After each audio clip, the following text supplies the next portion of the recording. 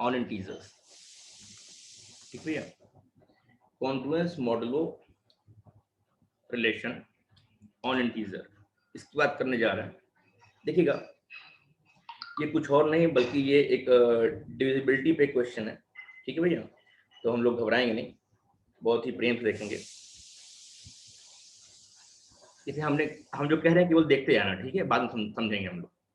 Late, मान लिया मैंने कोई दो एलिमेंट है ए बी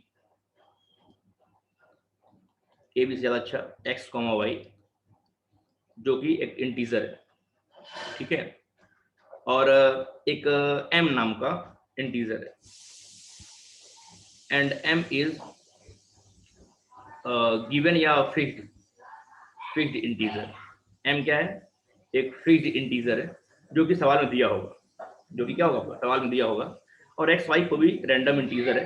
ठीक है भैया, यदि ऐसा है तो हम लोग कहते हैं then x is congruent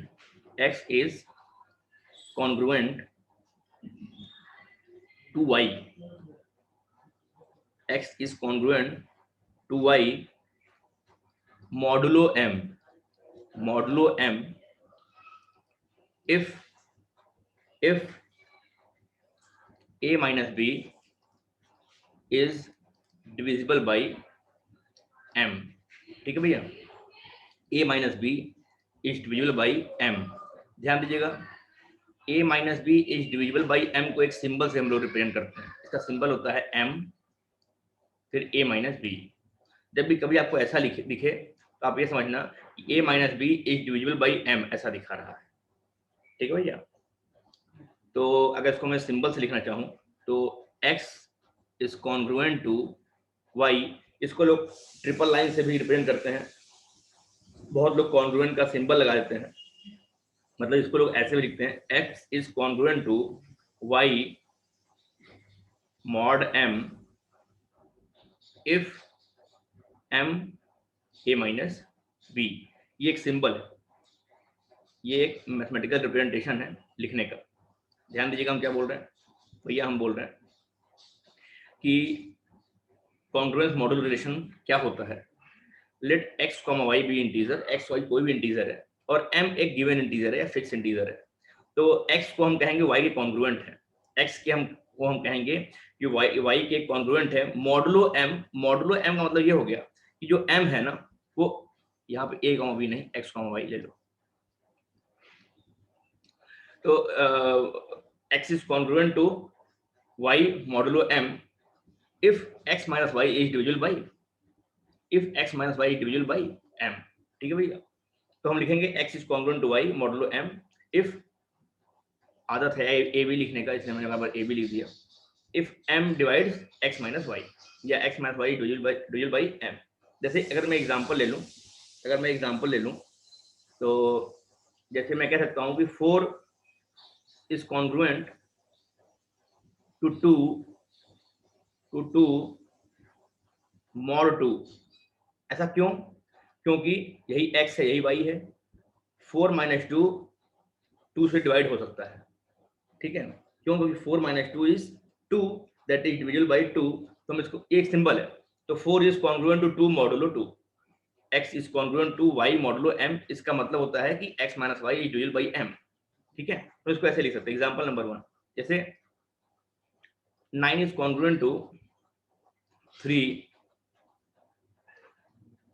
mod, हम 3 लिख दें, चाहे हम चाहें तो 2 भी लिख दें, चाहे तो हम 6 भी लिख दें। इसको लिख सकते हैं मॉड 2, या 9 इज कॉन्ग्रुएंट टू 3 mod 3, या 9 इज कॉन्ग्रुएंट टू 3 mod 6। ये तीनों बातें सही हैं। ये क्यों? 9 माइनस 3 क्या होता है? 9 माइनस 3 होता है 6, and it is divisible by 2 divisible by 3 divisible by 6। तो कॉन्ग्रुएंस मॉडुलो का मतलब जो होता है वो खाली इतना सा होता है कि अगर x is congruent to y modulo m, it means x minus y divisible by m। m सवाल में दिया होता है। ठीक है भैया, बस यही है आपका कॉन्ग्रुएंस मॉडुलो रिलेशन। क्या ये कहानी समझ में आई? क्या ये कहानी छोटी सी है? बहुत छोटी सी, खत्म है। ये समझ में आई कहानी? यस और नो? Yes, sir. चलिए इसको लिख लो। तो एक एग्जांपल दे रहे हैं, एक एग्जांपल दे रहे हैं, that is sufficient.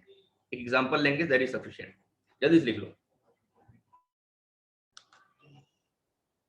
Sir correct है। ये सही है?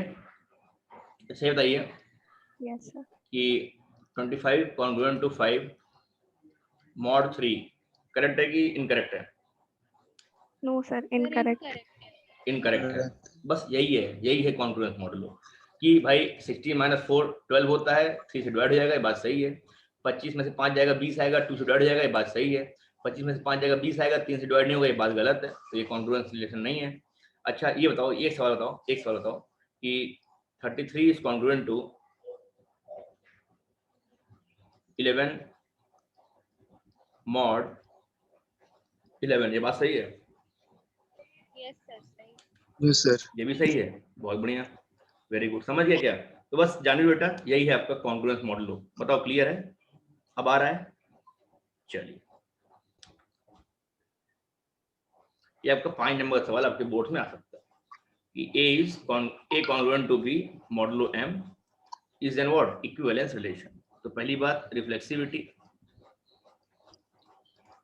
रिफ्लेक्सिविटी के लिए जाएंगे हम लोग आगे, ध्यान देंगे। तो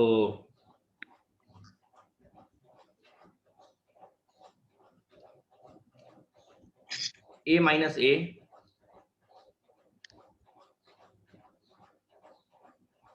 is equal to 0।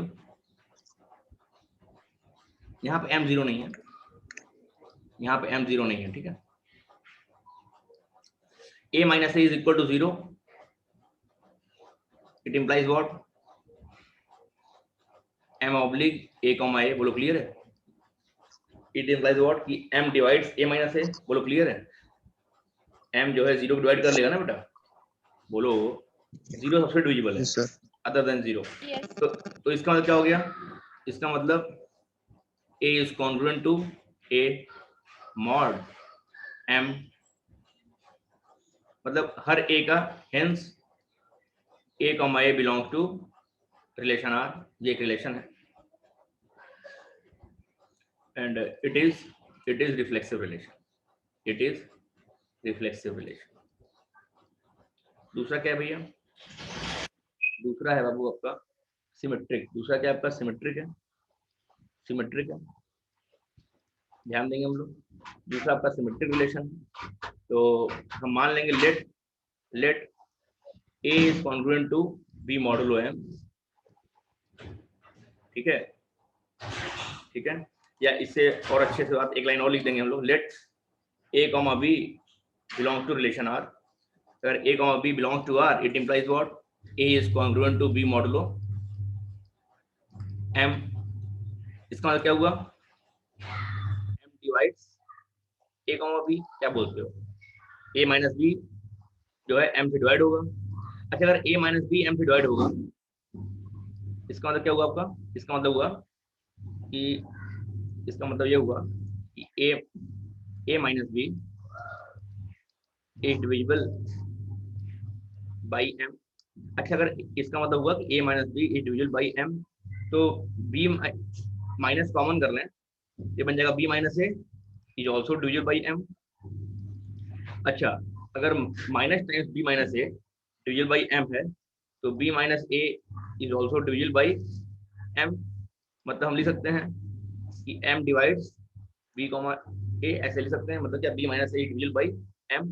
इसका मतलब क्या हुआ? इसका मतलब ये हुआ कि B is also congruent to A mod M, A mod M। इसका मतलब B, A belong to relation R, है कि नहीं?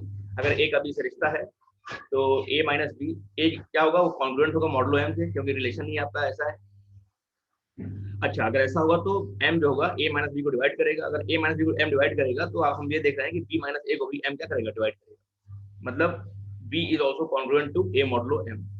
मतलब B का भी ऐसा रिश्ता होगा, तो हम कहेंगे क्या कि R is symmetric। R is what? Symmetric, hence it is symmetric, it is symmetric। ठीक है भैया? अच्छा अब आगे बढ़ेंगे भैया, ध्यान देंगे हम लोग। हम कह रहे हैं बाबू कि और ट्रांजिटिविटी पे आते हैं, ट्रांजिटिविटी पे आते हैं, ट्रांजिटिविटी पे आते हैं, ठीक है। ट्रांजिटिविटी पे आता है, ट्रांजिटिविटी पे आता है। हम कह रहे हैं भैया कि if A, B belongs to R and B, C belongs to R, इसका मतलब क्या हुआ?